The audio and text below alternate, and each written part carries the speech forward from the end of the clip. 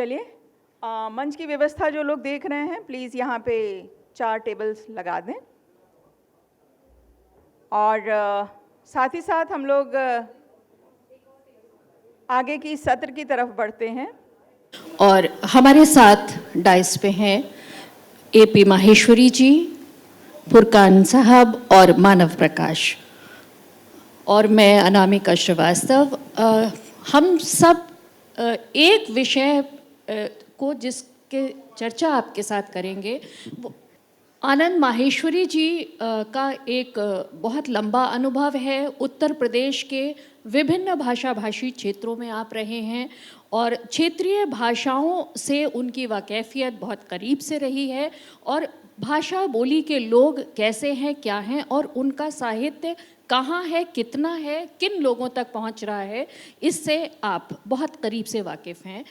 Bag साहब publisher हैं और अवध में बहुत लंबे क्षेत्र से हैं, तो एक पब्लिशर की क्षेत्रीय भाषा में किसी भी पुस्तक को प्रकाशित करने की और उसे लोगों तक पहुंचाने की क्या क्या दिक्कतें हैं, इस बात पे प्रकाश डालेंगे बेग साहब। और हमारे साथ हैं मानव प्रकाश जी जो कि तीसरी पीढ़ी के बुक सेलर हैं और किताबें कितनी प्रिय होती हैं, किसको प्रिय होती हैं और कौन कौन सी किताब प्रिय होती है, ये मानव जी ने न केवल अपने पिता से बल्कि अपने दादाजी से भी सुना है।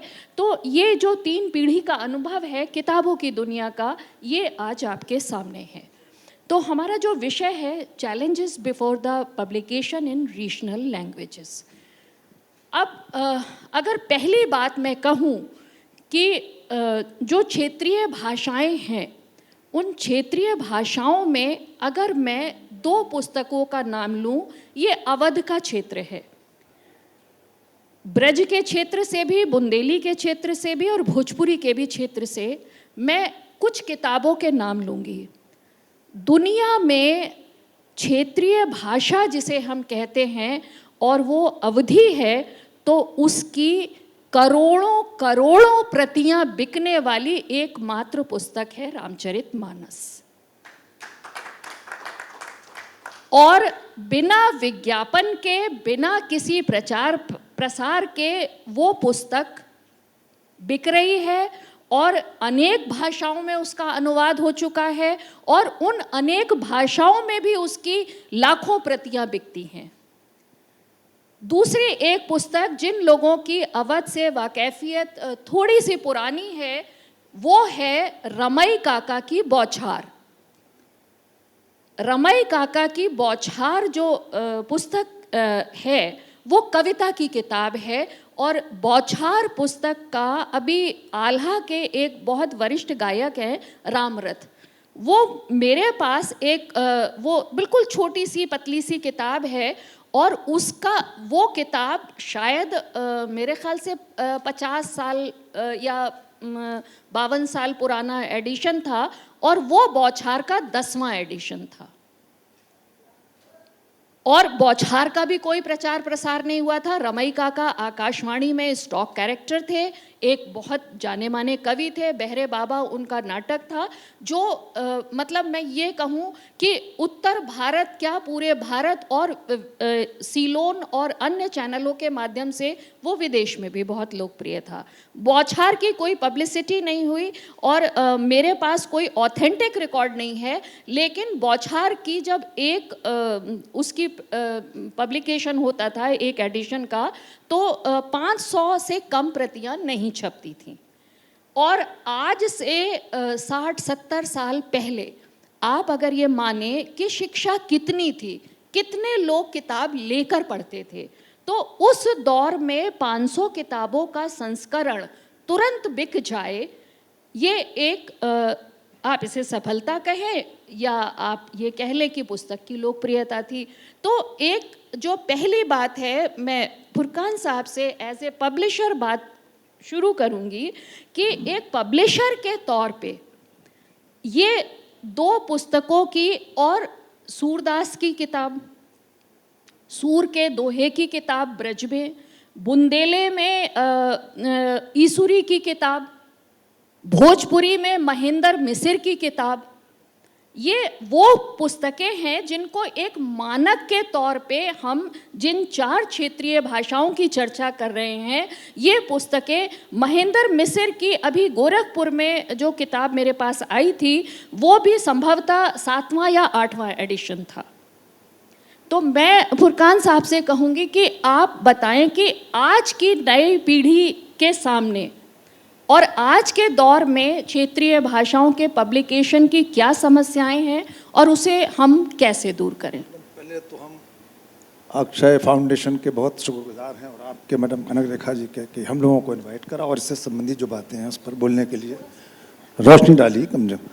देखिए, आपने जैसे भी कुछ देर पहले कहा कि पहले 500 प्रतियाँ छपती थी, लेकिन मैं समझ रहा हूँ आज से 15-20 साल पहले 1100 किताबें हार्ड बाउंड किताबें छपा करती थी और टेक्स्ट बुक तो मैं समझता हूँ 1000, 2000, 500, 1000 ऐसे हिसाब से छपा करती थी और एडिशन पेडिशन उसके आया करते थे। लेकिन और आज की डेट में ये है कि ऑक्सफोर्ड ऐसा पब्लिशर 300 कॉपीज छाप रहा है, वो भी, और टेक्स्ट बुक की स्थिति ये है कि 2000-3000 से ज़्यादा उसका प्रिंट नहीं आ पाता है। रीज़न उसका ये है कि मैं लगता है कि पिछले कोविड के बाद से अगर आप देखें तो बहुत बुरी स्थिति, ऑनलाइन क्लासेस चल रहे हैं, यूनिवर्सिटी खुल नहीं रही हैं, कॉलेजेस खुल नहीं रहे हैं, तो कुल मिलाकर इस समय मैं समझता हूँ सारी इंडस्ट्री जो है, बुक इंडस्ट्री हमारी काफ़ी उसकी बुरी दयनीय दशा है और मुझे लगता है कि शायद आने वाले समय में निश्चित रूप से धीरे धीरे सर्वाइव कर जाएंगे। लेकिन 3 साल में हम लोग बहुत ही क्राइसिस में रहे। और जहाँ तक रीजनल लैंग्वेज की किताबों का सवाल है, उन पर भी वही हाल है कि पब्लिशर किताब छाप तो दे, लेकिन उसकी मार्केटिंग कहाँ करेगा।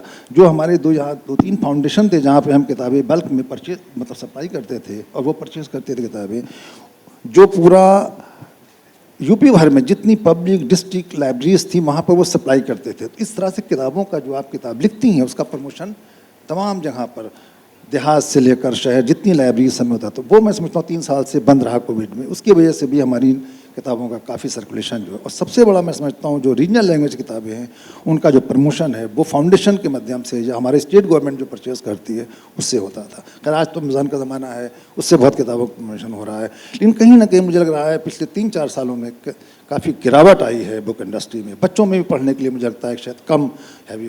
पहले आज से 20-30 साल पहले नई किताबों के बारे में लोग पूछते थे अपने सब्जेक्ट के, साहब बेग साहब को किताब आई, मानो जी बैठे इनके वहाँ लोग आया करते थे, राम अडवाणी जी के वहाँ जाते थे। तो कहीं मुझे ऐसा लगता है शायद कम हुआ है वक्त के साथ, लेकिन निश्चित रूप से ये सुधार इसमें होगा। मानव जी, किताबों की दुनिया से आपका बिल्कुल सीधा सीधा साबका है, लोग आपके हाथ से किताब लेकर जाते हैं। तो आप ये बताइए कि ये हमारे जो श्रोता हैं कि किताब, जैसा अभी बेग साहब ने कहा कि किताबें, हम कोरोना पीरियड को अगर एक बॉर्डर लाइन माने, उसके बाद किताबों का बिकना या किताबों का पढ़ना कम हुआ या ज़्यादा हुआ या क्या स्थिति है, लेकिन आपके यहाँ भी क्षेत्रीय भाषाओं की, खास करके अवधी की या ब्रज की बहुत सारी किताबें, बुंदेली की, चूँकि लखनऊ एक ऐसा शहर है कि जहाँ पे हर क्षेत्र के लोग हैं। तो आप अपना फर्स्ट हैंड एक्सपीरियंस बताइए कि किताबों की दुनिया, सिर्फ हम कोविड को बॉर्डर लाइन न माने, हम पिछले 10 से 15 वर्षों की अगर बात करें कि जब से कंप्यूटर का या इंटरनेट का हमारी ज़िंदगी में प्रवेश हुआ, उसके बाद से किताबों की और उसमें भी रीजनल लैंग्वेजेस की क्या स्थिति है। थैंक यू अनामिका जी, और आप सभी को मेरा नमस्कार, and thank you to Kanak ji and Deepa ji and the Khetan foundation, everyone here for inviting me here. पहले तो आप भी एक ऑथर हैं अनामिका जी, और सर भी हैं, और आप पब्लिशर हैं, और मैं एज अ बुक सेलर यहाँ पे हूँ। तो एज अ बुक सेलर हम लोग की बहुत रिस्पॉन्सिबिलिटी रहती है, इन द सेंस कि जब हमारे पास बुक आती है, हमारे सामने ना पब्लिशर होता है, जब एक कस्टमर आता है बुक के लिए तो एक बुक सेलर सामने होता है उसके, तो हमको जो है ऑथर को भी रिप्रेजेंट करना पड़ता है, हमको पब्लिशर को भी रिप्रेजेंट करना पड़ता है, और हमको बुक की और सबकी नॉलेज भी रखनी पड़ती है। तो हम लोगों के लिए काफ़ी चैलेंजिंग रहता है। और जहाँ तक रीजनल बुक्स का या रीजनल लैंग्वेज का सवाल है, तो जैसे आपने कहा ब्रिज का नाम, ब्रिज है, बुंदेलखंडी है, और जितनी भी हमारी रीजनल लैंग्वेज हैं, भोजपुरी है, तो हैं तो ये बहुत इंपॉर्टेंट लैंग्वेजेस और अपने अपने रीजन में काफ़ी प्रचलित भी हैं, पर बुक फॉर्म में जो है ये देवनागरी में आती हैं ज़्यादातर। उनकी मूल लैंग्वेज में बहुत कम किताबें आती हैं। जैसे आपने भी लोकगीत पे किताबें लिखी है, पर आपने उनको हैं वो अवधि के लोकगीत, बट प्रेजेंटेशन उनका देवनागरी में रहा है। तो अगर मैं इन सबका सम करूं तो रीजनल लैंग्वेजेस बहुत इम्पॉर्टेंट हैं, क्योंकि वो हमारे धरोहर के, हमारे पूर्वजों के चैलेंजेस जो उन्होंने फेस किए उसके बारे में बताती है, वहाँ की मिट्टी की खुशबू बताती है, वहाँ के कल्चर को बताती है, सब कुछ बताती है। तो रीजनल लैंग्वेजेस बहुत इम्पॉर्टेंट है और हम सबको उसको प्रमोट भी करना चाहिए। इधर गवर्नमेंट ने न्यू एजुकेशन पॉलिसी में कुछ चेंजेस लाए हैं, जहाँ पे कि उन्होंने शुरू के जो प्राइमरी ईयर्स हैं वहाँ पे रीजनल लैंग्वेज को प्रमोट करने के लिए भी रखा है कि शुरू के पीरियड में बच्चों को पढ़ाया जाए, शुरू के सेमेस्टर्स में उनको पढ़ाया जाए। तो जहाँ तक कोविड का सवाल है, कोविड बहुत ही दर्दनाक समय रहा है और हम सब ने, हर फैमिली ने किसी को खोया है, परिजनों को खोया है। तो बट जहाँ तक कल्चर और इसका सवाल है, इंटरनेट की वजह से जो है उस समय बहुत लिखा गया, लोगों को काफ़ी टाइम मिला, तो उस वक्त काफ़ी नए लेखक भी बने, लोगों ने नए पकवान भी बनाए और बहुत सारे फील्ड्स में जो कि लुप्त थी उसमें प्रेजेंटेशन आए और नए स्टार्स निकल के हमारे सामने आए। और अब वो बुक्स जो हैं वो छप के आ रही हैं। प्रभात जी के पास यहाँ पे हमारे लीडिंग पब्लिशर हैं, वो भी यहाँ प्रेजेंट हैं, तो वो बता सकते हैं कि उनके पास तो लाइन लगी होगी कि हमारी भी किताब छापी है आप सब लोग। तो कोविड में प्रॉब्लम रही है। और एज अ बुक सेलर जो हम लोग रीजनल लैंग्वेजेस में फेस करते हैं वो ये कि हम लोग वो रीजनल लैंग्वेज पढ़ नहीं पाते हैं। हम हिंदी और इंग्लिश तो पढ़ लेते हैं, उर्दू में हम लोग का हाथ थोड़ा तंग है, तो हम लोगों ने स्टाफ रखा हुआ है जो कि उर्दू में लोगों को गाइड कर देता है। और इसी तरीके से बाकी लैंग्वेजेस की स्क्रिप्ट मैंने जैसे बताया कि उन स्क्रिप्ट में बुक्स कम आती हैं, या रादर है ही नहीं, उनके डिक्शनरीज आती हैं या वो आता है। तो पहले के टाइम में जब चैलेंजेस थे तो हम लोग रिक्वेस्ट करते थे ऑथर से कि आप हमें बुक का नाम हिंदी या इंग्लिश में लिख के दीजिए, ताकि हम पढ़ के एटलीस्ट लोगों को बता तो सकें कि ये क्या है, और थोड़ी समरी दें और उनके साथ बैठ के उसके बारे में समझते थे कि ये क्या है। बट अब इंटरनेट के ज़माने में जो है काफ़ी आसान हो गया है। अब कोई भी चीज़ आती है हम लोग उसको गूगल शॉट करके उसको ट्रांसलेट कर लेते हैं, और तो वो हमारे चैलेंजेस नहीं रहे। पहले आज से 5 साल, जैसे आपने कहा 10 साल पहले जब कंप्यूटर नहीं आया था तब ये चैलेंजेस थे हमारे। अब इंटरनेट की वजह से जो सबसे बड़ा चैलेंजेस जो मैं देखता हूँ फेस कर रहे हैं वो है चैट जीपीटी की वजह से, जो कि लेखकों को मतलब वो क्या लिख देता है समझ में नहीं आता है। अच्छा भी लिखता है, बुरा भी लिखता है, पर एक जो अच्छे लेखक हैं उनके हिसाब से वो शायद नहीं लिख पाता है, पर लोग उसको काफ़ी निर्भर हो रहे हैं। और जितना हम लोग इस टेक्नोलॉजी पे निर्भर होंगे उतना हम लोग अपने रीजनल टच खोते जाएंगे, उतना हम लोग सीखने की आदत खोते जाएंगे। तो हम लोगों को अपने रीजनल लैंग्वेज को प्रमोट करने के लिए उसको पढ़ना चाहिए और सीखना चाहिए, तो ये इम्पॉर्टेंट है मेरे समझ में। मानव जी, आपने बहुत अच्छा कहा। ये 2 पक्ष हुए, क्योंकि जब हम पब्लिशिंग चैलेंजेस की बात कर रहे हैं तो पब्लिशर ने अपनी बात कही, और किताब छप के जब बाज़ार में आती है तो उसका बिकना न बिकना या उसका लोगों तक पहुंचना ये बुक सेलर पे या जो किताबों की दुनिया से जुड़ा हुआ है उस पे निर्भर करता है। अब आते हैं किताब का वो मूल बिंदु, यानी कि किताब का लेखक। कौन लिखेगा, क्या लिखेगा, किसके लिए लिखेगा? क्या जब कोई किताब लिख रहा होता है उसके दिमाग में ये सारे पर्सपेक्टिव होते हैं, या वो सिर्फ इसलिए कि किताब लिखना उसकी इच्छा है, उसका शगल है, इसलिए वो लिख रहा है? हमारे साथ हैं आनंद माहेश्वरी जी, जो कि रिटायर्ड डीजीपी हैं। बहुत सारे क्षेत्रों का अनुभव है और कई जॉनर में आपने किताबें लिखी हैं। आप मूल रूप से राजस्थान के रहने वाले हैं, तो राजस्थानी में भी आपने एक किताब लिखी है। तो एक लेखक जब शब्दों को कागज़ पर उतार रहा होता है, और अब हम सिर्फ कागज़ की बात नहीं करते, क्योंकि लेखक मोबाइल पे या टैबलेट पे या कंप्यूटर के स्क्रीन पे भी लिख रहा होता है। तो इन दोनों लेखनियों का मैं चाहूँगी कि आनंद जी ने वो बहुत अच्छा पीरियड जो सिर्फ कागज़ पे कलम से लिखने का था, आप उस पीरियड के भी गवाह हैं, और आज इंटरनेट के पीरियड को भी आप बहुत करीब से देख रहे हैं। तो इन दोनों जॉनर में राइटिंग के लिए एक ऑथर के सामने क्या चैलेंजेस हैं? मैं आप सभी का आभार व्यक्त करता हूं कि आप लोग इस कार्यक्रम में उपस्थित हैं और आयोजकों का विशेष करके हम लोगों को ये मौका दिया। आप लोगों ने मेरे साथियों के पक्ष सुने। बहुत सीधी सी बात है कि ये भी एक प्रोडक्ट है, अगर पढ़ता खाता है तो छापेगा, नहीं तो अपने घर से पैसा लगा के नहीं छापेगा। तो प्रश्न उठता है कि भाषा है क्या। अगर आप मेरे से पूछें, मेरे को सौभाग्य मिला उत्तर प्रदेश में कई जगह मैं नियुक्त रहा, ऑलमोस्ट सभी इलाकों में, और मैं भारतवर्ष में भी कई इलाकों में गया क्योंकि बीएसएफ सीआरपीएफ में प्रतिनियुक्ति पे रहा। जो हमारी जीवन शैली है, जिस प्रकृति में हम रहते हैं, चाहे मैं रेगिस्तान में रह रहा हूँ तो वहाँ की जीवन शैली होगी, वहाँ मैं कैसे सर्वाइव करूँगा। बर्फ़ के इलाके में रह रहा हूँ तो वहाँ कैसे सर्वाइव करूँगा। तो जो प्रकृति है, मेरी जीवन शैली की अभिव्यक्ति जब आती है तो भाषा में उभर के आती है। तो भाषा क्या है ये समझना बहुत ज़रूरी है। और अगर आपने ये नहीं समझा तो हम सारा कल्चर, जो भी फैक्टर आप कहते हैं, तो कई ऐसे शब्द हैं, ये चीज़ ठाटे में रख लेना। ठाटा बनता था सूखे इलाके में, उसको कागज़ को कूट करके, वो शब्द ही चले गए। नए बर्तन आए गए, डेगची शब्द चला गया। ऐसे ऐसे तो उस भाषा के अंदर जो जीवन शैली और जो भाव हैं। अब एक इलाके में मैं गया, यहीं पर बुंदेलखंड के पास का इलाका, वहाँ का एक लोकगीत, वो अपने पिया प्रीतम से कह रही है, पिया से कह रही है कि तू परदेश मत जा। तो वो एक लाइन उसमें आती है कि पलगा के बजाय मैं पलका सजाऊंगी, पिया मत जा परदेश। तो जो भाव है उसमें, अगर आप ब्रिज एरिया में जाएं कि अरे मुनरवा भाग बिलरवा ले गई सुग्गौ, तो इस तरह के कई भाव हैं, भाषा है जो वहाँ की जीवन शैली को अभिव्यक्त करती है। और हर एक में एक खजाना भरा हुआ है। और हम लोक कथाओं की बात करते हैं, वो जीवन का अनुभव है, वो कथाएं नहीं है। वो बहुत जो लोगों ने जीवन जिया है वो वहाँ की फोक टेल्स में है।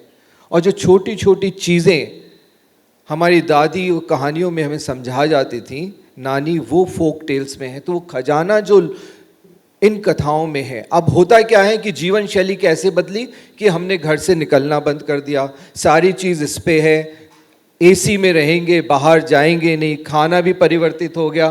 तो फिर हमारी लैंग्वेज सारी परिवर्तित हो गई। फिर मोबाइल, डाउनलोड और ऐसे ऐसे शब्दों का इस्तेमाल जो मैं यहाँ बोल नहीं सकता लेकिन आज की जनरेशन बोलती है, वो इसमें आ गए। तो हमारी भाषा बिल्कुल बदल गई। तो क्या उसको हम भाषा बोलेंगे, क्या उसको हम जीवन शैली बोलेंगे जो प्रकृति से विपरीत ले जाए। और क्लाइमेट चेंज आ रहा है, मैं बहुत गलत नहीं बोल रहा हूँ, हम एक क्लाइमेट चेंज की ऐसी अवस्था में पहुँच गए जो कि हम बिल्कुल प्रकृति से दूर ले गया हमको। और अब ज़रूरत आ गई कि हम प्रकृति के नज़दीक जाएँ। तो जो रीजनल लैंग्वेजेस हैं, रीजनल लैंग्वेजेस का आप जब ठेठ अंदर जा कर के देखेंगे तो प्रकृति के निकट रह करके, प्रकृति के साथ रह करके कैसे जीवन शैलियाँ उभरी हैं, वो आपको वहाँ से मिलेगा। और हमको जाना पड़ेगा, रीजनल लैंग्वेजेस पे वापस जाना पड़ेगा, क्योंकि वो जो सिखलाई है, जो राजस्थान के रेगिस्तान में जो आदमी रह रहा है, जो बर्फीले इलाके में रह रहा है, जो उसकी जीवन शैलियाँ अनुभव पे आधारित हुई और उसकी अभिव्यक्ति रीजनल लैंग्वेजेस में आती हैं, उसमें हमको जाना पड़ेगा। ये मेरा वो है। नंबर 2, इस एरिया में हमें रिसर्च करने की ज़रूरत है। और जो हमें एलीट एंडोर्समेंट है, जहाँ से कि ये भाषाएं, कल कनक जी का एक वो हुआ। अब जैसे कई गाने बने हैं, कई गाने हैं कि होली खेलत नंदलाल बरजमा, होली खेलत नंदलाल। अब ऐसे कई गाने हैं वो आते हैं इसमें। भोजपुरी का है बड़ा फेमस गाना है, आरा हिले बलिया हिले छपरा हिलेला। रीजनल लैंग्वेज के अपने भी मज़े हैं। आप वहाँ जाइएगा उस साइड में। तो मैं गया था, जब बोले सर आप नर्भसा गए क्या। अब वो कल बात कर रहे थे कि अंग्रेजी, मंत्री जी आए थे, वो बोल रहे थे कि साहब डाउनलोड, और ये वहाँ तो उन्होंने अंग्रेजी भाषा को भी पूरा बदल दिया। नर्वस से पहले नर्भस हुआ और फिर नर्वस से नर्भसा गए। तो उसके अपने आनंद है, मतलब लोकल लैंग्वेज। और मैं आपको भाव बताऊं, राजस्थान के ऐसे ऐसे भाव है। मीरा को उनके राणा कहते हैं कि ऐसी क्या खास बात है, तुम बार बार और मेरी इतनी बदनामी हो रही है, मेरे रहते हुए तुम किसी और को प्रेम करती हो कृष्ण के ऊपर। तो जब बहुत उसको वो करते हैं तो एंड में कहते हैं वो कि महाने मिल गया जी गिरधारी, सांवली सूरत पे बलिहारी, महाराज चुरा लिया 2 नैन, दिल में तालो जड़ गयो जी।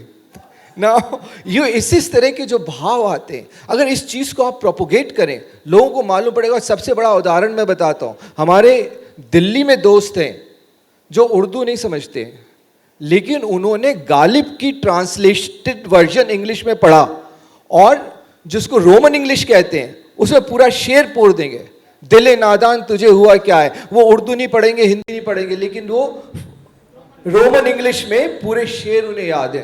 Ghalib is the basic example, और सब लोग पढ़ते हैं ट्रांसलेटेड वर्जन। तो एक जो हमारी रिच ये है, अगर हम उसकी तह में पहुंचकर उसकी खूबी निकालें और उस खूबी को हम प्रोपोगेट करें, तो इसमें बहुत रिसर्च की ज़रूरत है। और एक जो माननीय प्रधानमंत्री जी ने, मैं इसलिए भी कह रहा हूँ कि जो पद्म अवार्ड्स भी दिए ऐसे ऐसे लोगों को जाकर के, जो कि लैंग्वेजेस डाई डाउन कर रही हैं, और जो लोग प्रयास कर रहे हैं उन लैंग्वेजेस को हम लोग ध्यान नहीं देते। हम अपने शहरी उससे बाहर जाते ही नहीं है। हमें अपना मकान, अपनी गाड़ी, अपनी दुकान से बियॉन्ड मैं सोचता ही नहीं हूँ। हमसे मतलब सब शामिल हैं इसमें। हम लोग जो पढ़े लिखे लोग हैं, हम भी अपनी रियासतें बनाकर छोटी छोटी रियासतों में रहते हैं। मेरा फ्लैट, मेरी दुकान, मेरा मकान। हम में से कितना है जो उसके बाहर जाके सोचते हैं, लेकिन इस अवसर पर हम बहुत ऐसा दिखाते हैं कि हम पूरे पब्लिक की सोचते हैं। Let's be honest. अब बात आती है कि जब हम लोग जैसे ऑथर जाते हैं, तो मैं भी जब पहली दफ़े गया, मेरे प्रकाशक यहाँ बैठे हैं, मैं प्रभात जी से क्षमा चाहता हूँ, लेकिन पॉइंट प्रकाशक के सामने भी रहता है कि मैं छाप दूंगा, बिकेगी नहीं किताब का, करूँगा क्या। तो बाईबैक अरेंजमेंट्स करवाते हैं कि साहब ठीक है, जब आप एस्टेब्लिश हो जाओगे, नहीं हो जाओगे। ये भी पूछते हैं कि भाई साहब और क्या सोर्सेज हैं, फिर वो आपकी यूएसपी क्या है। जैसे एक प्रोडक्ट होता है, वैसे आपको ऐसे लॉन्च करना प्रोडक्ट को, तो आपकी यूएसपी क्या है। तो मैंने, मेरी मदर कैंसर से, आज उस किताब का वो मैं समर्पित कर रहा हूँ, तो कैंसर से पीड़ित हुई थी, तो मैंने एज ए केयर टेकर क्या क्या किया, तो उसको मैंने यूएसपी बनाया।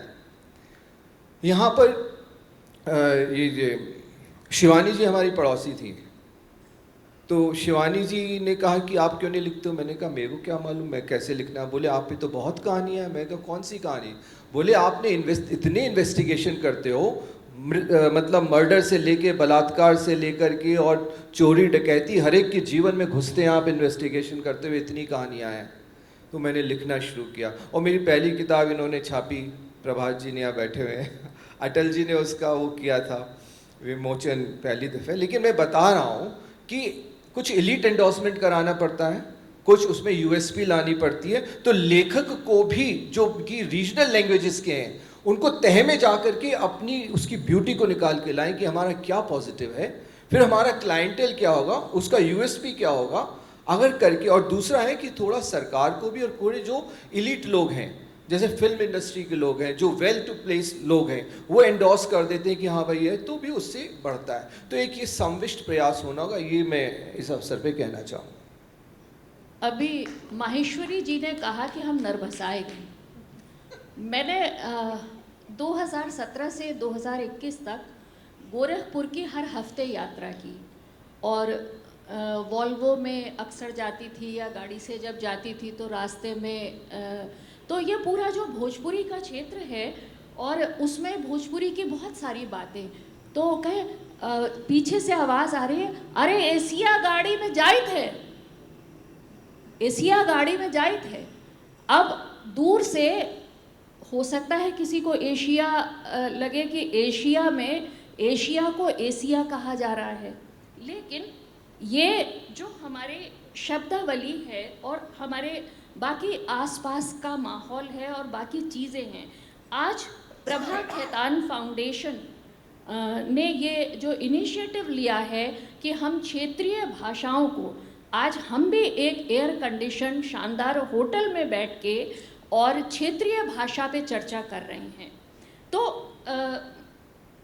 हमारे जो स्टैंडर्ड हैं, पब्लिकेशन, किताब और लेखक, ये सारे वहाँ से जुड़ रहे हैं कि जहाँ पे लोगों के हाथ में, चाहे वो मोबाइल के माध्यम से हो, या लैपटॉप के माध्यम से हो, या हार्ड कॉपी के माध्यम से हो, किताब होगी और किसके पास जाएगी। प्रभात जी हैं, बेग साहब हैं, क्षेत्रीय भाषाओं की, चूँकि अवधि से मैं बहुत लंबे समय से जुड़ी रही हूँ, जो वर्तमान स्थिति पिछले 10 से 15 वर्षों में दिख रही है, उसमें क्षेत्रीय भाषाओं के, चाहे वो अवधी के हों, भोजपुरी के हों या ब्रज के हों, ज़्यादातर लोगों का जो लेखन है वो कविता है क्षेत्रीय भाषाओं में। कविता के अलावा जो और बहुत सारे हमारे जॉनर हैं उनमें उनका लेखन उतना नहीं है। और कविता के बाद जो दूसरा पक्ष है वो है कहानी का। तो ये जो दोनों चीज़ें हैं, इनमें अधिकांश में स्थिति ये है कि उन्होंने जो भी पब्लिशर है उससे उनकी जैसी डीलिंग हो गई, 20,000, 25,000, 40,000, 50,000 किताब की कितनी कॉपीज़ हैं, तो इतने में उन्होंने 200 से लेकर 400, 500 प्रतियां छपा ली और उसके बाद एक विमोचन कर लिया और लोगों तक, जितने लोगों तक पहुंचा। लेकिन वो पूरे देश में चला जाए, पूरे देश में या विदेश में रामचरितमानस की तरह चला जाए, ऐसी स्थितियां नहीं हो रही हैं। चाहे वो ब्रज हो, बुंदेली हो, राजस्थानी हो, लेकिन ये संकट हमारे उत्तर भारत का है। चूँकि देश के विभिन्न भागों में जाने का मुझे मौका मिला, मैं जाती हूँ, मलयालम में, मराठी में, बांग्ला में, तमिल में, तेलुगु में, कन्नड़ में ये संकट नहीं है। वहाँ क्षेत्रीय भाषाओं में सिर्फ कविता कहानी नहीं है, आपके इंस्पिरेशनल किताबें भी हैं, उपन्यास भी हैं, एजुकेशनल किताबें भी हैं, हमारे यहाँ एकेडमिक से जुड़े हुए बहुत सारे लोग हैं। तो हमें आज ये विश्लेषण भी करना पड़ेगा, हमारे साथ सब पढ़ने लिखने वाले लोग हैं, कि उत्तर भारत में और ख़ास करके हिंदी भाषी क्षेत्रों में क्षेत्रीय भाषाओं का ये संकट, हम क्षेत्रीय भाषाओं की बात कर रहे हैं लेकिन ये संकट हिंदी भाषा का भी है। तो इस विषय पे मैं फुरकान साहब से कहूँगी कि अगर एक कंपैरेटिव तौर पे पब्लिशर, जिस तरह चेतन भगत की कविताओं की पब्लिसिटी होती है, उनके पब्लिशर आगे आते हैं, प्रभात जी हैं यहाँ पर, तो वो ये बताएं कि एक पब्लिशर के तौर पर किसी नए लेखक को, एक नया लेखक है जो स्थापित नहीं हुआ है या उसकी यूएसपी नहीं है, जो अभी माहेश्वरी जी ने कही, तो ऐसा लेखक अच्छा लिख रहा है तो वो आगे कैसे आएगा? मैडम देखिए, ऐसा पब्लिशिंग भी कई शोबों में बटी हुई है। मान लीजिए मैं टेक्स्ट बुक का पब्लिशर हूँ, मेरे पास टेक्स्ट बुक से संबंधित मैटर्स आते हैं, मैन्युस्क्रिप्ट आती हैं, लेकिन किसी भी ऑथर को जब वो किताब लिखता है तो मुझे लगता है उसको पहले ये खोजना चाहिए कि मेरी किताब किस पब्लिशर से मैं पब्लिश कराऊँ ताकि इसका प्रमोशन वो सही तरह से कर सके। मान लीजिए मेरे पास कोई ऐसी किताब लेकर आ जाए, मैं तो टेक्स्ट बुक का पब्लिशर हूँ, मैं उसका प्रमोशन नहीं कर सकता, लेकिन सबसे पहले मुझे लगता है ऑथर को ये देखना चाहिए कि ये किताब हमें किस पब्लिशर से छपाना चाहिए, ताकि इस किताब का प्रमोशन, ये जो मैंने इतनी मेहनत से किताब लिखी है, इसका पूरे भारतवर्ष में या पूरे उत्तर प्रदेश में इसका सर्कुलेशन किस तरह से हो, और वही प्रकाशक कर पाएगा। फुरकान साहब, अभी कई लेखकों से वाकैफियत होती है और वो ये कहते हैं कि मतलब एक दौर था, उन्हें लगता था कि लेखक स्टार था या लेखक स्टार है, तो वो ये कहता है कि मैं इतनी मेहनत करूं, मैं लिखूं, अब उसको छपवाने के लिए भी मैं दौड़ूं, उसकी पब्लिसिटी भी मैं करूं, तो ये बाकी लोग क्या करेंगे? ये एक लेखक का सवाल होता है। नहीं, देखिए ऐसा है कि लेखक का बड़ा अहम रोल हमेशा ही रहता है किताब को सेल करने में, चाहे वो टेक्स्ट बुक हो, जैसा मशहूरी सर ने कहा है, आपका तो खैर बड़ा नाम है, जो डिफरेंट फील्ड के लोग हैं, प्रोफेसर्स, उनका अपना बड़ा रोल होता है। मैंने JB वैशंपायन साहब किताब छापी, इतने सीनियर 3 जगह वाइस चांसलर है, लेकिन अपनी किताब के लिए मैडम एक एक शब्द को पढ़ना, एक एक शब्द कॉमा, फुल स्टॉप, कहीं सेंटेंस ना टूट रहा हो, इतनी मैं समझता हूँ बारीकी से पढ़ना। एज ए वाइस चांसलर रहकर मेरे टाइपिस्ट के पास बैठ के वो करेक्शन करवा देते किताब में, ये नहीं कि मैं वाइस चांसलर हूँ, मैं कैसे बैठ सकता हूँ। तो जब तक ऑथर जो है अपनी किताब के लिए सीरियस नहीं होगा, आजकल जिस तरह से किताबें लिखी जा रही, मनोज भी जानते हैं, इंटरनेट से लिया, यहाँ से लिया, मेरे पास मैन्युस्क्रिप्ट आती है, एक रेफरेंस नहीं उसमें, अरे भाई कहाँ से, आप कोई फ्लो नहीं उस किताब का, सिवाय से कि आप यहाँ से ले लिया, वहाँ से ले लिया। इस वक्त जो पब्लिशर के पास एक बहुत बड़ा चैलेंज है वो है कि इंटरनेट की वजह से ऑथर्स जो हैं, मैं ये नहीं कहूँगा सब ऑथर्स, ओरिजिनल ऑथर्स भी हैं, काफ़ी सारे ऑथर्स कट एंड पेस्ट कर रहे हैं। तो एक जो बहुत बड़ी रिस्पॉन्सिबिलिटी पब्लिशर की आती है वो कॉपीराइट की आती है। आजकल कॉपीराइट लॉज बहुत स्ट्रिक्ट हैं, तो जब एक पब्लिशर के पास आता है तो वो सोचता है, उसको बहुत एफर्ट करना पड़ता है कि कंटेंट कितना ओरिजिनल है, इसका कितना डेप्थ है, इसका कितने रीजन्स में जाएगा ये। और मैं एक चीज़ और ऐड करना चाहूँगा कि challenges of now and challenges of past and challenges of the future. तो चैलेंजेस ऑफ द पास्ट जो आप कह रहे हैं कि लेखक को जो है, लेखक नो डाउट स्टार है, लेखक के बिना तो चीज़ शुरू ही नहीं होती। जब लेखक उसको कंसीव करता है तब वो पहले वो खुद लिखता है, फिर वो पब्लिशर को दिखाता है और सब करता है। आज के इंटरनेट के ज़माने में जो है, जो पहले चैलेंजेस थे कि हमें 500 कॉपी 1000 कॉपी छापनी, आज आप खाली 10 कॉपी भी छाप सकते हैं। तो मुश्किल कुछ भी नहीं है अगर आप ठान लीजिए। अगर एक लेखक कुछ लिखना चाहता है तो वो लिखे। आजकल ई पब्लिशिंग भी है, वो ई पब्लिश भी कर सकता है। और जो पहले चैलेंजेस थे कि कितनी दूर मेरी किताब जा सकती है, आज तो अब्रॉड भी किताब चली जाती है, 10 दिन में पहुंच जाती है। आज इंडिया पोस्ट और लॉजिस्टिक्स की वजह से कोई ऐसा मेरे ख्याल से गांव नहीं बचा है जहां तक कि हफ्ते भर में किताब ना पहुंच सकती हो। तो आजकल के चैलेंजेस और जो फ्यूचर के चैलेंजेस आ रहे हैं उनमें बहुत फ़र्क है। तो ऑथर्स को लिखना चाहिए और जितना रीजनल लैंग्वेज में लिखें वो घबराएं नहीं, वो लिखें। पब्लिशर भी सपोर्ट करेंगे। यस, उनको अपनी मार्केटेबिलिटी और अपनी रीच भी खुद ही डिफाइन करनी चाहिए। ये इम्पॉर्टेंट है, ना कि वो पब्लिशर को कहें कि भाई आप हमारी रीच डिसाइड करिए, वो करिए। आप खुद डिसाइड कर तो सकते हैं। मतलब मुद्दा घूम फिर के फिर लेखक पे आ गया मशहूर सर पे आ गया। कि एक जो स्टार है, दो लाइनें मैम, मैं अवधि में बताऊं। और ये एक रफ़ीक शादानी साहब फैज़ाबाद के थे और वो पढ़े लिखे नहीं थे, लेकिन रफ़ीक शादानी साहब के बहुत बड़े प्रशंसक हमारे पूर्व प्रधानमंत्री अटल बिहारी वाजपेयी भी थे। एक कार्यक्रम में रफ़ीक वाजपेयी जी लखनऊ के सांसद होते हुए एक कार्यक्रम में वाजपेयी जी सामने बैठे थे और उन्होंने रफ़ीक शादानी साहब की इतनी तारीफ़ की। ये उनकी 2 लाइनें हैं और एक लेखक के तौर पे व्यक्ति पढ़ा लिखा नहीं है, उन्होंने कोई किताब नहीं लिखी। ये है उनकी लाइनें, जब नगीचे चुनाव आवत है, जब नगीचे चुनाव आवत है, भात मांगो पुलाव आवत है। हम तो वो वीर हैं, जब केव मुंह पे थूके तब ताव आवती है। ठीक है, तो ये बात हमें अभी इस पे हंसी आई, लेकिन क्षेत्रीय भाषाओं पे जब हम वापस जाएंगे, मैं आपको एक प्रथम दृष्टया अनुभव बता रही हूँ। मुझे अवधि नहीं आती थी, चूँकि मेरी नौकरी थी और मुझे नौकरी में घर आंगन कार्यक्रम करने को दिया गया और मैंने अवधि लखनऊ में सीखी, अपने वरिष्ठों से सीखी, किताबों से सीखी, टेप से सुन सुन के सीखी, रमई काका और बताशा बुआ को सुन सुन के सीखी। लेकिन क्षेत्रीय भाषा के संदर्भ में जब मैं हज़ारों बार गांव में गई, लोगों से मिली, तब उस क्षेत्रीय भाषा की जो पूरी की पूरी एक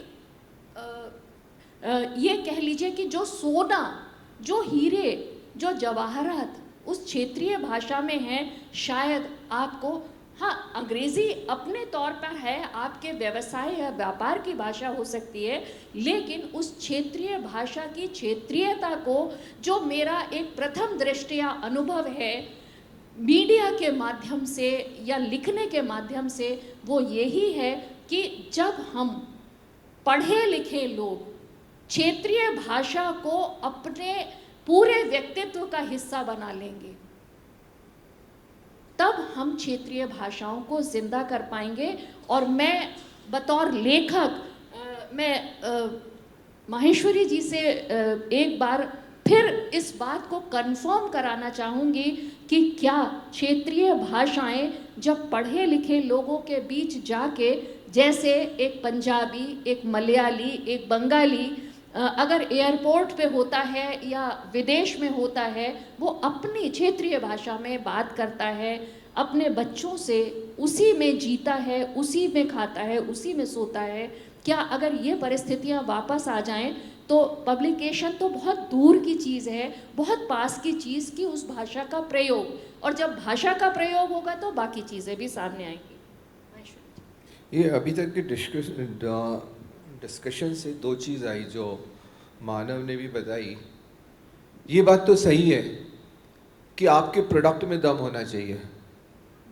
आफ्टर ऑल पब्लिक, अगर अच्छा पब्लिशर मिल भी गया, आपकी किताब गलती से उसने छाप भी दी लेकिन आपकी किताब में दम नहीं है, तो वो पब्लिशर की भी रेपुटेशन डाउन होती है और पब्लिक फिर उसको ज़्यादा, तो प्रोडक्ट में दम होना चाहिए। तो वो तो उसमें कोई दो राय नहीं है कि आप जो लिखते हैं, इसलिए लेखक को लिखने से पहले अपना शोध कर लेना चाहिए, किस बात पर लिख रहा है, यूएसपी क्या है, इसका क्लाइंटेल क्या होगा और मैं किस तरह से उस बात को प्रस्तुत कर रहा हूँ। प्रस्तुतिकरण भी वही, बहुत फर्क पड़ जाता है, उसी चीज़ को, उसी सत्य को किस तरह से बोला जाए वो। तो ये इसमें कोई दो राय नहीं है जो मानव ने कहा, इससे मैं सहमत हूँ। दूसरी चीज़ जो मानव ने बताया कि आजकल अगर आपके प्रोडक्ट में दम है तो आपका तो ग्लोबल पब्लिकेशन आप खुद ही इलेक्ट्रॉनिकली कर सकते हैं, इसमें कोई दो राय नहीं है। लेकिन जहाँ तक क्षेत्रीय भाषा की प्रश्न है, मैं आपके सामने एक स्थिति रखता हूँ। हम उत्तर प्रदेश में बैठ कर के हिंदी, अंग्रेजी और क्षेत्रीय भाषा की बात कर रहे हैं। आप विश्व को एक परिवार ले लें तो हर देश की एक भाषा है। ये हमारे साथ ही प्रॉब्लम है कि हम अपनी भाषा बोलते ही नहीं है, ये हमारी मानसिकता है। आप जैपनीज को देख लीजिए, कहीं चले जाएगा वो अपनी भाषा में बोलेगा, फ्रेंच पर्सन आएगा अपनी भाषा में बोलेगा, आप ट्रांसलेटेड करते रहिए उसको। अगर आपको उसकी बात समझनी है तो आप उसकी ट्रांसलेशन कराते हैं। He feels a pride.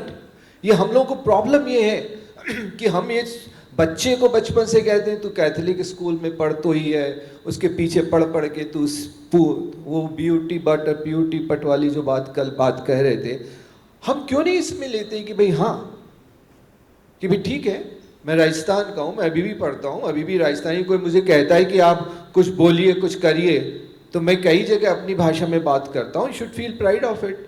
अगर उनको कहते हैं समझ में नहीं आया, I will take a chance to translate it, fine. तो विश्व भर में हर देश का आदमी अपना वो लेता है प्राइड। तो जो हम लोग इनको कह देते हैं, इसलिए हमारा लॉस है ये। हम जितना इस मानसिकता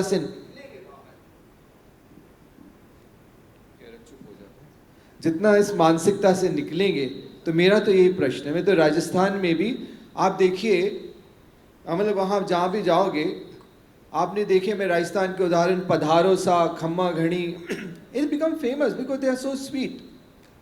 अब वहाँ से आता है, मैं एक के घर गया तो बोले कि अरे भाई साहब थे आ गया, म्हारा तो पाँव में घुंघरू लग गया, म्हारा मन करे कि मैं मोर बन रहे नाचूं। मतलब कि भाई साहब आप आ गए, मेरे तो पाँव में घुंघरू लग गए, मेरा मन कर रहा है कि मैं तुरंत मोर बन के नाचने लगूँ। ये कहने का अंदाज है, लेकिन बहुत स्वीट है। आप मैं तो कई गाँव में भी गया, यहाँ पे भी यूपी के कई जगह, हर एक का अपना अपना अंदाज है। आप उसको पिकअप करिए, क्या बोलने का अंदाज है। और इतने इतने वहाँ पर कहावतें हैं, और आप उसको अगर तह में जाएंगे तो गागर में सागर, जैसे कबीर ने लिखा है ना कि बूंद समाए समुद्र में ये सब जाने कोई, और समुद्र समावे बूंद में जाने बिरला कोई। तो आप जाएंगे तो मालूम पड़ेगा कि साहब क्षेत्रीय भाषा में पूरे समुद्र के समुद्र हैं। क्षेत्रीय भाषा का समुद्र बहुत बड़ा है। उस समुद्र को उलीच के आप अगर अपनी अपनी मुट्ठियों में ले सकें तो मानव जी, बेग साहब और आनंद जी, हमारा आज का जो डिस्कशन है, किताबें चाहे इलेक्ट्रॉनिक माध्यम से छपे या हार्ड कॉपी छपे, बात छपने की है, बात लोगों तक पहुंचने की है। तो एक अवधि की कहावत है, एक पुनी पुनी चंदन पुनी पुनी पानी, सरी गए ठाकुर हम का जानी। एक पंडित जी थे और पंडित जी पूजा रोज मंदिर में करते थे। मंदिर में शालिग्राम की बटिया थी। पंडित जी को बाहर जाना था। उन्होंने अपने भतीजे से कहा कि भाई शालिग्राम को नहला धुला देना, सेवा कर देना। तो बच्चा जो है नदी में जब शालिग्राम को नहलाने ले गया तो शालिग्राम बह गए।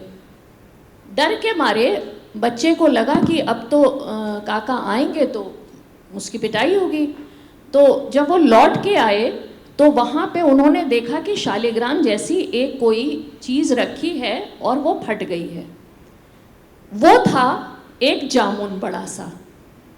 तो उन्होंने कहा कि ये तुम का की हो शालिग्राम का? तो कहें काका पुनि पुनि चंदन पुनि पुनि पानी, सरीगर ठाकुर हम का जानी। तो आज हम सब यहाँ बैठ के जब ये चर्चा कर रहे हैं कि हमारी क्षेत्रीय भाषाएं मर रही हैं। कारण कौन है? कारण शायद हम सब हैं। हम सब में अगर एक गर्व की भावना हो और हम सब उस गर्व को महसूस कर सकें और अवधी, भोजपुरी, ब्रज, बुंदेली या जो भी भाषा आपके घर में, आपके परिवार में या कहीं भी बोली जाती है।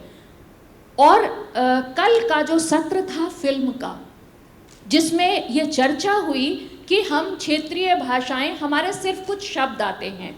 अगर आप फिल्मों के संदर्भ में या OTT प्लेटफॉर्म या जो भी हमारे इंटरनेट पे प्लेटफॉर्म उपलब्ध हैं, अगर अवध के क्षेत्र के, भोजपुरी के क्षेत्र के, ब्रज के क्षेत्र के वो लोग जो इलेक्ट्रॉनिक मीडिया जिसकी पहुंच करोड़ों लोगों तक है, पूरी दुनिया तक है, वो लोग बाहर निकल के आएंगे। हम सिर्फ आज किताबों की बात करके सीमित नहीं रह सकते। आज इलेक्ट्रॉनिक मीडिया एक इतना बड़ा प्लेटफॉर्म है जहाँ पे अगर हम अपनी क्षेत्रीय भाषाओं को ला के एक बराबरी में खड़ा कर सकते हैं, तो यकीन जानिए अगली बार हम ये चर्चा नहीं करेंगे कि चैलेंजेस क्या हैं। अगली बार इस प्लेटफॉर्म पे हम चर्चा करेंगे कि हमारी सक्सेस क्या है। हम क्षेत्रीय भाषाओं के माध्यम से कितने लोगों तक पहुँचे और कितने लोगों ने हमारी बात सीखने, समझने की और आगे ले जाने की कोशिश की। बहुत बहुत धन्यवाद मानव प्रकाश जी, बेग साहब, आनंद माहेश्वरी जी। और सबसे ज़्यादा मतलब मेरे पास शब्द नहीं है कि पिछले 30 वर्षों से मैं इस लखनऊ में काम कर रही हूँ, लेकिन 4 क्षेत्रीय भाषाओं को एक इतना अच्छा प्लेटफॉर्म मिला। और अनिंदिता जी यहाँ पर हैं, कनक जी हैं, दीपा जी हैं, और उन्होंने मुझे बताया है कि YouTube के माध्यम से यहाँ पे सुबह इतनी खूबसूरत बुंदेली की कविताएं हुई, कल ब्रज की हुई, ये सारी की सारी उस YouTube और जिस इंटरनेट प्लेटफॉर्म के हम बात कर रहे हैं पूरी दुनिया तक पहुँचेंगी। और यकीन जानिए अगर 10, 20, 100, 50 हज़ार लोगों ने भी इससे प्रेरणा लेकर अगर अपनी दादी, नानी, दादा, काका किसी को फ़ोन किया या 4 कहावतें सीखने की कोशिश की, तो मुझे लगता है कि प्रभा खेतान फाउंडेशन का ये प्रयास एक बहुत बड़ा मील का पत्थर साबित होगा। Thank you very much for being. बहुत बहुत धन्यवाद आप सभी महानुभावों का। और इससे पहले कि मैं आगे बढ़ूं, किताबों का जो महत्व आज समझाया गया, लेखकों के सामने जो चैलेंजेस आते हैं, वो सुन के तो मुझे डर लग गया है कि मेरी किताब तो कभी ना छपेगी। कहाँ से लाऊंगी मैं एलीट क्लास जो मेरी किताब को थोड़ा सा अपलिफ्ट दे? कहाँ से ढूंढूंगी मैं पब्लिशर को? तो मैं तो आपका ये सब संबोधन सुन रही थी और मैं दिमाग में ढूंढ रही थी कि आप ही लोगों को मैं बुलाऊंगी अपनी किताब के लिए। So thank you so much. और गुलजार साहब की लाइनें कुछ याद आ रही हैं, बस 3-4 लाइनें हैं जो वो आज के टाइम के लिए बहुत ही मुफीद बैठती हैं कि किताबें झांकती हैं बंद अलमारी के शीशों से, किताबें झांकती हैं बंद अलमारी के शीशों से, बड़ी हसरत से तकती हैं, महीनों अब मुलाकातें नहीं होती हैं।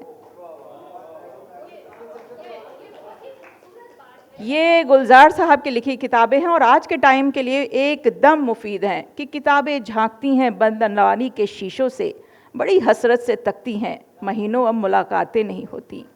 जो शामें उनकी सोहबत में कटा करती थीं, अब अक्सर गुजर जाती है कंप्यूटर के पर्दों पर। बड़ी बेचैन रहती हैं किताबें, उन्हें अब नींद में चलने की आदत हो गई है। जो कदरें वो सुनाती थी कि जिनके जो रिश्ते वो सुनाती थीं, वो सारे उधरे उधरे हैं। कोई सफ़ा पलटता हूँ तो एक सिसकी निकलती है, कोई सफ़ा पलटता हूँ तो एक सिसकी निकलती है। कई लफ्ज़ों के मानी गिर पड़े हैं, बिना पत्तों के सूखे टुंड लगते हैं वो अल्फाज, जिन पर अब कोई मानी नहीं उगते, जिन पर अब कोई मानी नहीं उगते हैं। आगे बहुत ही खूबसूरत लिखा है कि मगर वो जो किताबों में मिला करते थे सूखे फूल, मगर वो जो किताबों में मिला करते थे सूखे फूल और महके हुए रुक्के, किताबें मंगाने गिरने उठाने के बहाने रिश्ते बनते थे, उनका क्या होगा? वो शायद अब नहीं होगा, वो शायद अब नहीं होगा। बिल्कुल, और वास्तव में सही में ये अगर आप पन्ने पलटिए और पीछे जाइए, मुझे लगता है आप अपने कॉलेज में ज़रूर इसका अनुभव किए होंगे कि किताबें गिर गईं। अब मैं लड़की हूँ तो मैं अपने हिसाब से बता रही हूँ कि मैं चाहती थी कि कोई हैंडसम सा लड़का उसको उठाए, वो मुझे देखे, मैं उसको देखूं। वो रिश्ते बनते थे धीरे से और चुपके से, कब वो रिश्ते बन जाते थे पता भी नहीं चलता था। और ऐसे जो चुपके से रिश्ते बनते थे वो सालों साल चलते थे। तो हाँ बिल्कुल। जो यहाँ उपस्थित हैं, शायद पॉजिटिविटी की एक रे है। स्वीडिश गवर्नमेंट की एक रिपोर्ट आई है और इस सेशन से स्वीडिश गवर्नमेंट ने अपने सारे बच्चों के स्कूलों में जो भी टैबलेट या जो कुछ था वो ख़त्म कर दिया है और बच्चे कॉपी और पेन से ही पढ़ते। Very nice. मैं सुश्री माधुरी हलवासिया जी से निवेदन करूंगी, वो प्लीज़ हमारे ये प्रबुद्ध मेहमानों का स्वागत करें उत्तरीय देकर।